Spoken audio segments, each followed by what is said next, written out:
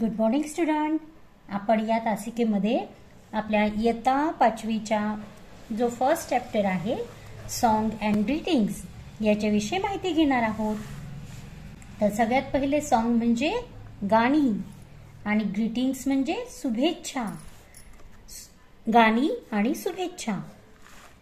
Listen, learn and sing with action.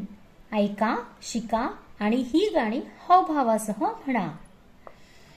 बघा, first song जो आहे आपलं पहिलं गाणं जे आहे, good morning good morning the best to you this morning.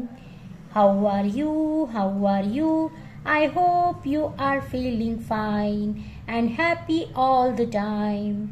बघा, या स्टांजामध्ये काय सांगितलं आहे की गुड मॉर्निंग म्हणजे शुभ सकाळ, शुभ सकाळ. The best to you this morning आणि या सकाळच्या तुम्हाला खूप खूप शुभेच्छा, शुभ सकाळ. हाऊ आर यू तुम्ही कसे आहात.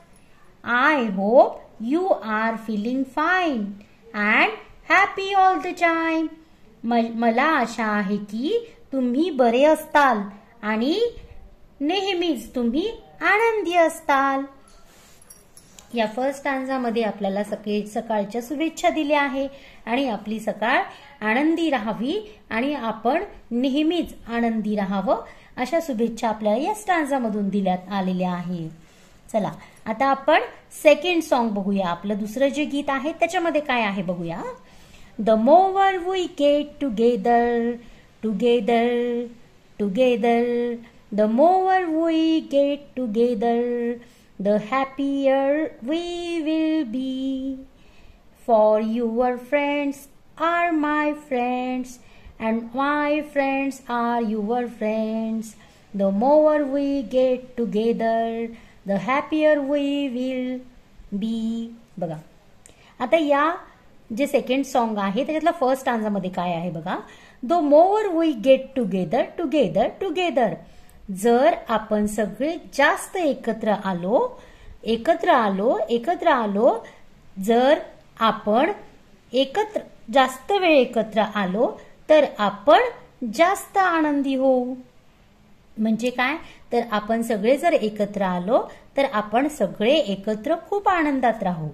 त्याच्यानंतर सेकंड स्टांजामध्ये काय सांगितलंय, for your friends are my friends म्हणजे तुमचे जे मित्र आहेत ते माझे मित्र आहेत. आणि and my friends are your friends म्हणजे माझे जे मित्र आहेत ते तुमचे मित्र आहेत. The more we get together the happier we will be. आणि जर आपण जास्त जण सगळे एकत्र येऊ तर आपण जास्त आनंदी राहू.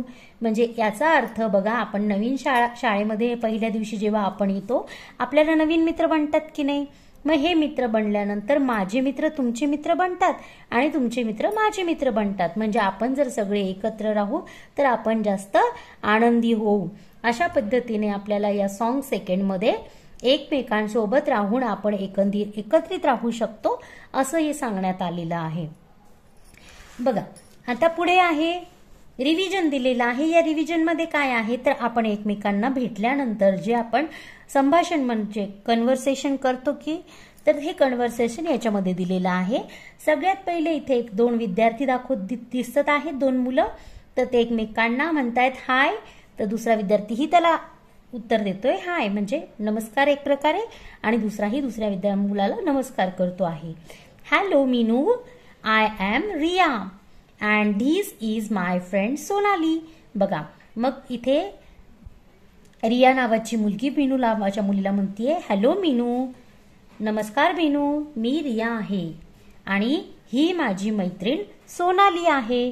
मग त्यावेळेला जी रिया आहे ती त्या दोघींना हॅलो करते आहे. आता पुढचं जे कन्व्हर्सेशन आहे त्याच्यामध्ये काय आहे बघा.